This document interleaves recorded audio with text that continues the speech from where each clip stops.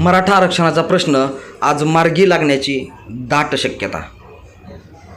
देवेंद्र फडणवीस यांचे विश्वासू समजले जाणारे बार्शीचे आमदार राजेंद्र राऊत यांच्या पुढाकाराने आणि मध्यस्थीने आज अंतरवाली सराटी येथे 6व्या दिवशी चालू असलेल्या मनोज जरांगे पाटील यांच्या उपोषणस्थळी आज सरकारच्या वतीनं त्रिसदस्यीय समिती भेट घेऊन चर्चा करणार आहे।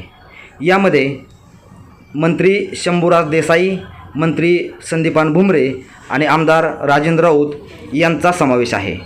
आजच्या या भेटीनंतर या मराठा आरक्षणाच्या मुद्द्यावर नक्कीच तोडगा निघेल अशी आशा संपूर्ण महाराष्ट्राला लागून राहिली आहे। उपमुख्यमंत्री देवेंद्र फडणवीस यांचे निकटवर्ती आणि विश्वासू समजले जाणारे आमदार राजेंद्र राऊत यांच्या पुढाकाराने व मध्यस्थीने हा प्रश्न लवकरच मार्गी लागेल अशी आशा व्यक्त केली जात आहे।